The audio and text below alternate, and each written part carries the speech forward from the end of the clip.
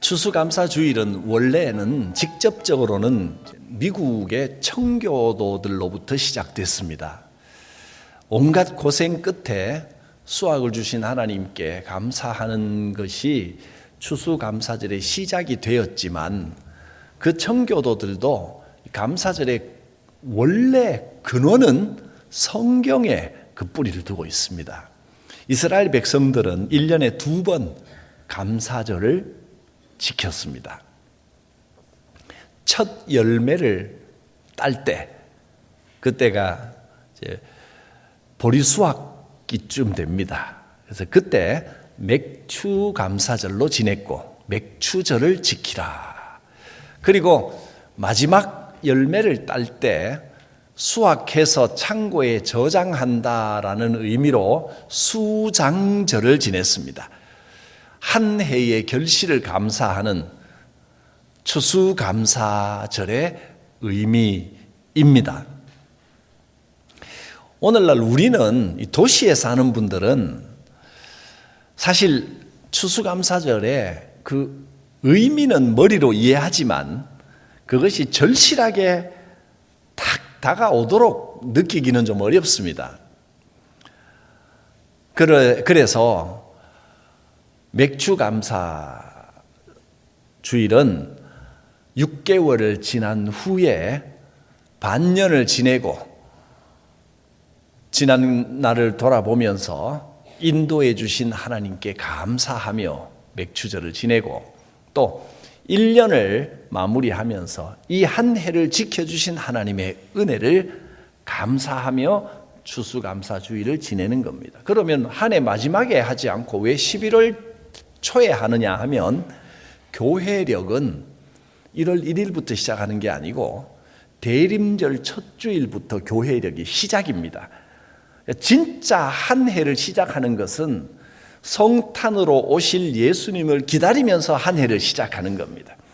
그래서 우리는 이제 이 11월 달에 한 해를 돌아보면서 내년에 새로운 결심을 하기도 하고 하나님이 주신 은혜를 감사하기도 하고 그러면서 이 추수감사로 이 11월 달을 보내고 있는 것입니다.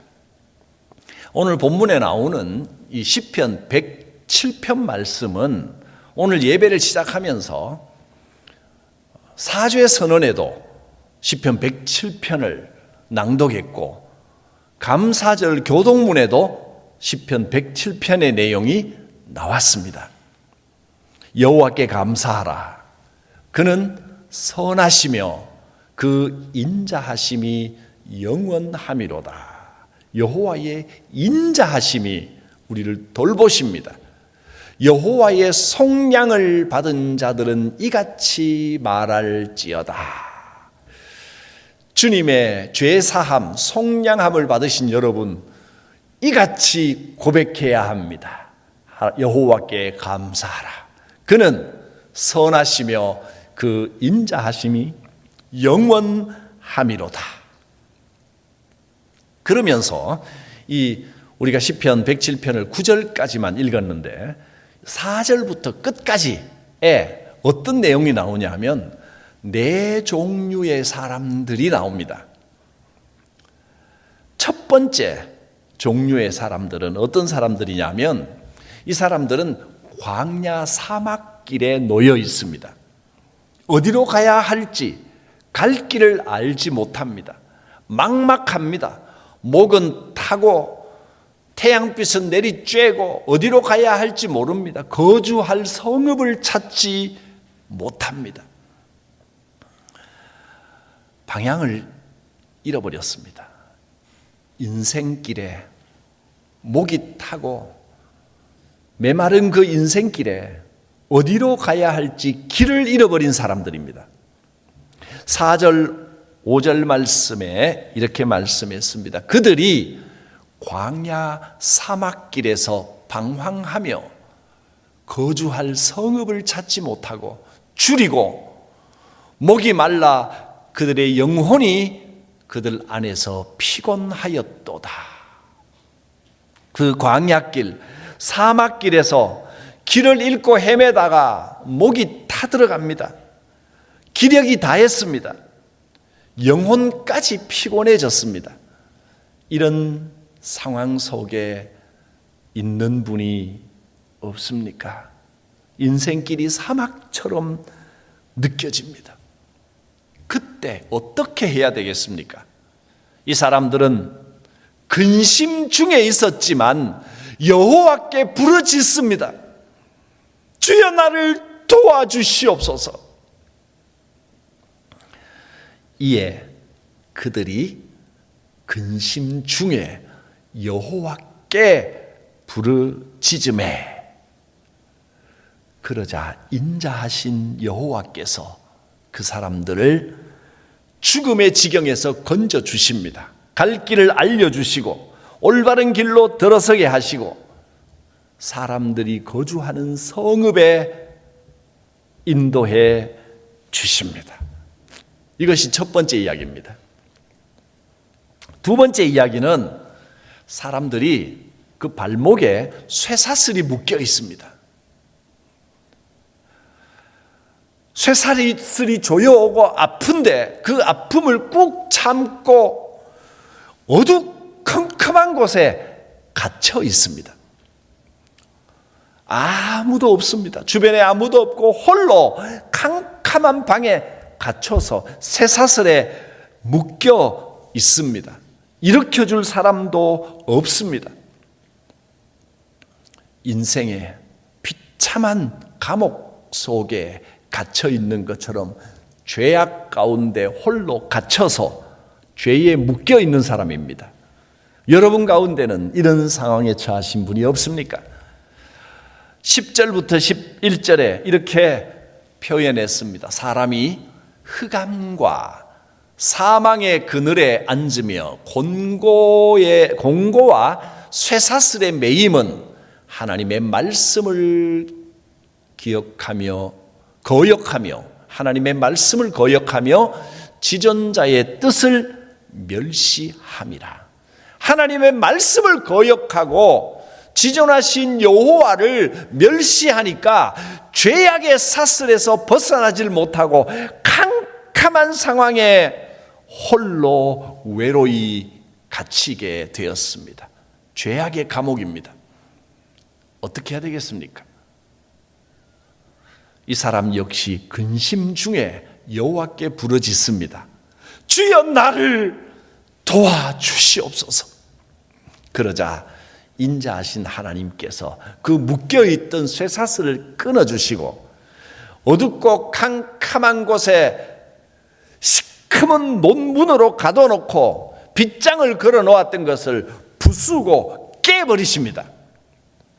15절 16절 여호와의 인자하심과 인생에게 행하신 기적으로 말미암아 그를 찬송할지로다. 그가 놋문을 깨뜨리시며 쇠 빗장을 꺾으셨음이로다. 그가 갇혀있던 문을 부숴버리시고 가둬놓았던 쇠 빗장을 여호와께서 꺾어버리셨습니다. 세 번째 사람 이야기. 이 세 번째 사람은 방탕하게 살았습니다. 세상 속에 세상이 흐르는 대로 따라다니다가 그만 병을 얻었습니다. 심각한 병에 걸려서 죽을 지경이 됐습니다. 입맛도 떨어지고 먹는 것조차 귀찮아졌습니다. 완전히 죽음이 코앞까지 다가왔습니다. 18절 말씀, 그들은 그들의 모든 음식물을 싫어하게 되어 사망의 문에 이르렀도다. 어떤 이유로든 병이 찾아와서 곧 죽게 되었습니다. 음식도 한 모금도 먹을 수가 없을 정도로 곧 죽음의 지경에 그 근심 중에 여호와께 부르짖습니다. 주여 도와주시옵소서. 여호와께 부르짖으니 인자하신 하나님께서 그 음성도 들으셨습니다. 주님 말씀으로 고쳐주시고 죽음에서 건져주셨습니다. 주의 말씀의 능력이 여러분의 질병을 고치고 회복시키십니다. 그가 그의 말씀을 보내어 그들을 고치시고 위험한 지경에서 건지시는 도다. 이것이 세 번째 이야기입니다. 마지막 네 번째 이야기. 네 번째 사람은 배를 타고 바다로 나가서 고기를 잡아 파는 큰 상선을 이끄는 장사하는 사람입니다. 그런데 어느 날 바다에서 생각지도 못한 파도를 만납니다. 큰 돌풍이 일어났습니다. 물결에 휩싸여서 정신이 하나도 없습니다. 이제 죽었구나 생각하고 넋이 나가버렸습니다. 언제 침몰할지 모르는 상황에서 이 근심 중에 이 사람도 여호와께 부르짖습니다. 주여 도와주시옵소서. 여호와께 부르짖으니 하나님께서, 인자하신 하나님께서 그 광풍을 잠재우시고 물결을 조용하게 하시고 죽음의 지경에서 건져 주셨습니다. 그들의 고통 때문에 여호와께 부르짖음에 그가 그들의 고통에서 그들을 인도하여 내시고 광풍을 고요하게 하사 물결도 잔잔하게 하시는도다. 그들이 평온함으로 말미암아 기뻐하는 중에 여호와께서 그들이 바라는 항구로 인도하시는 도다. 시편 107편 이 말씀은 이렇게 네 종류의 사람의 이야기를 우리에게 전해줍니다. 그리고 이렇게 가르쳐 주십니다. 31절을 보면 여호와의 인자하심과 인생에게 행하신 기적으로 말미암아 그를 찬송할지로다. 이 말씀은 중간중간에 계속 나옵니다. 여호와는 인자하십니다. 우리의 근심된 상황을 외면하시는 분이 아닙니다. 여호와는 인자하십니다. 그리고 그 여호와 인자하신 하나님께서 인생에게 이제는 끝났다 할 때도 부르짖기만 하면 인생에게 기적을 행하여 우리를 건져 주십니다. 이 말씀이 나의 말씀이 되고 여러분이 이 말씀의 주인공이 되어 이 감사의 고백이 여러분의 것이 되시길 바랍니다. 여호와의 인자심과 인생에게 행하신 기적으로 말미암아 그를 찬송할지로다. 할렐루야. 한 사람은 광야에서 길을 잃고 기진맥진했습니다. 인생을 어디로 가야 할지 완전히 인생의 길을 잃어버리고 피곤해 있었습니다. 또 한 사람은 어둡고 캄캄한 죄악의 감옥에 갇혀 있었습니다. 쇠사슬에 묶여 있는 것 같았습니다. 외롭고 고통스러웠습니다. 또 한 사람은 병에 걸려 죽음의 문턱까지 갔습니다. 이제 다 끝났구나, 이제 죽었구나 하는 상황이었습니다. 또 한 사람은 배를 타고 가다가 큰 풍랑을 만났습니다. 열심히 살았지만 내 뜻대로 안 됩니다. 생각지도 못한 돌풍이 다가와서 죽게 되었습니다. 이 네 종류의 사람들은 각각 상황이 다르지만 모두가 근심 속에 빠졌습니다. 이제 끝났구나 생각될 때 끝난 것이 아니었습니다. 여호와는 인자하시고 언제든지 여러분에게 기적을 베푸시는 분입니다. 여호와의 인자하심과 인생에게 베푸신 기적으로 말미암아 하나님을 찬양하리로다. 근심 중에 여호와께 부르짖었더니 여호와께서 그를 건져주시고 살려주셨습니다. 우리가 이 시편 107편 말씀에서 기억해야 할 두 가지가 있습니다. 첫째는 감사할 수 없는 상황에 그들은 여호와께 부르짖었습니다. 끝났구나 생각됐지만 하나님께서 살아계심으로 끝난 것이 아니라고 믿고 여호와께 부르짖었습니다. 반복적으로 여호와께 부르짖음에 하는 말이 각 이야기마다 똑같이 나왔습니다. 6절, 13절, 19절, 28절. 이에 그들이 근심 중에 여호와께 부르짖음에 이에 그들이 그 환난 중에 여호와께 부르짖으매, 이에 그들이 그들의 고통 때문에 여호와께 부르짖으매, 이에 그들이 그들의 고통 때문에 여호와께 부르짖으매. 길을 잃었던 사람도 여호와께 부르짖었습니다. 죄악의 감옥에 갇혔던 사람도 여호와께 부르짖었습니다. 병에 걸려 죽게 되었던 사람도 여호와께 부르짖었습니다. 큰 돌풍을 만나 망하게 되었던 사람도 여호와께 부르짖었습니다. 그랬더니 여호와의 인자하심과 인생에게 행하신 기적으로 말미암아 그를 찬송할지로다. 여호와께서 부르짖는 자의 기도에 응답하셨습니다. 우리 함께 이 고백을 한번 드려볼까요? 여호와의 인자하심과 인생에게 행하신 기적으로 말미암아 그를 찬송할지로다.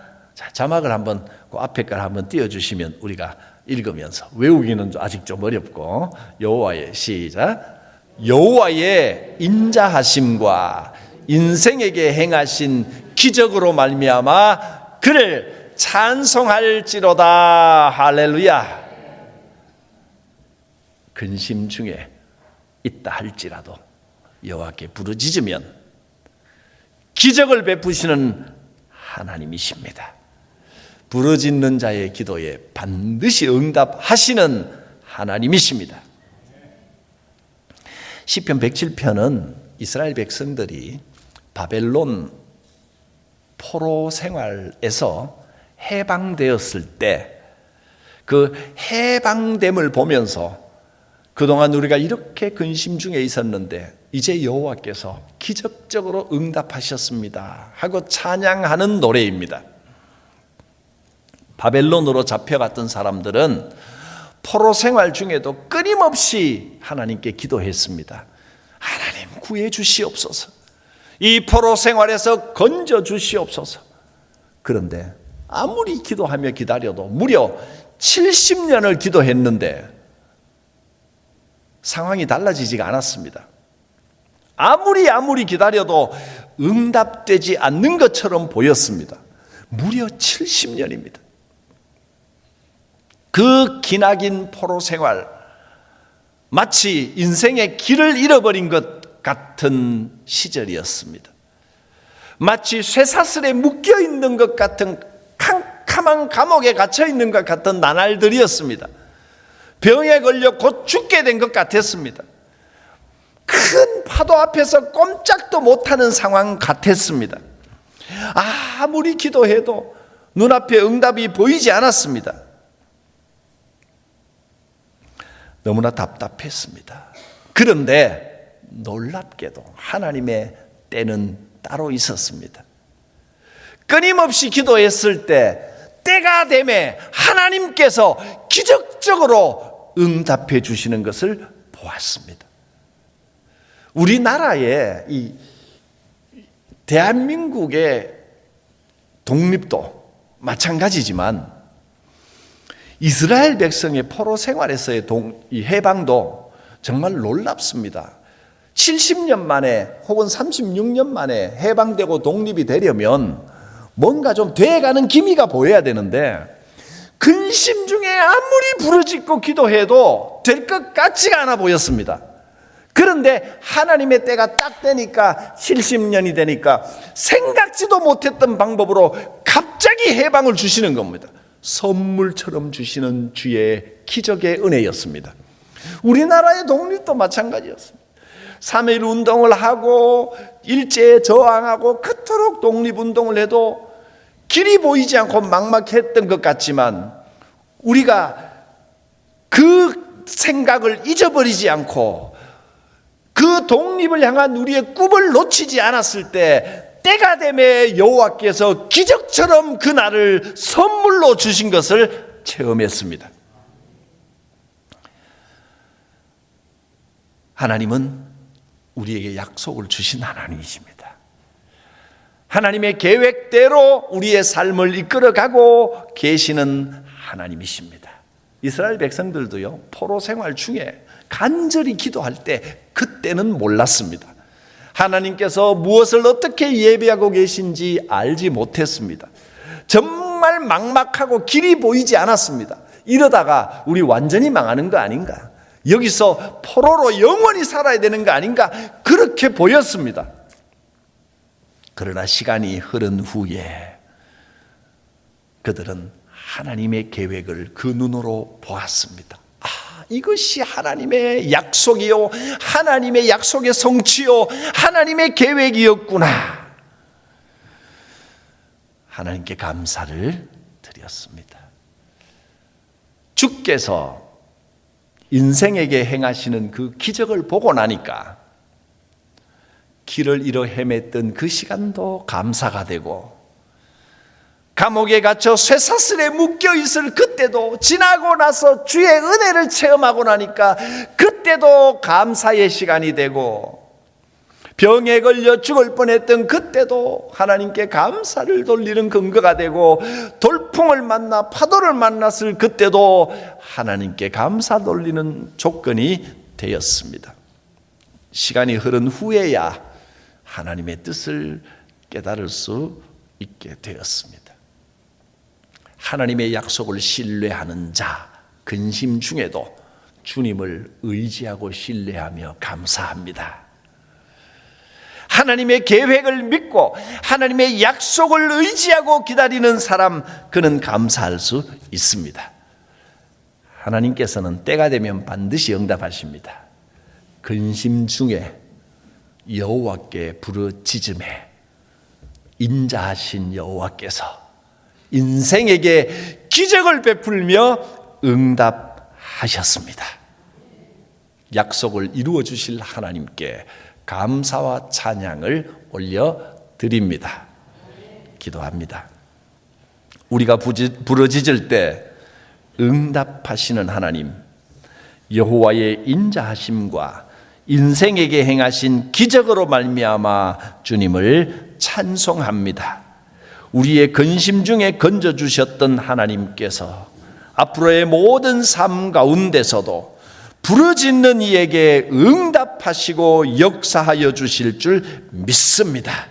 주의 약속 붙들고 감사하는 이 추수감사주일, 주의 약속 가운데 거하며 늘 감사와 찬양을 돌리는 11월, 또 이 한 해의 결실이 되게 하여 주시옵소서. 예수님 이름으로 기도드립니다. 아멘.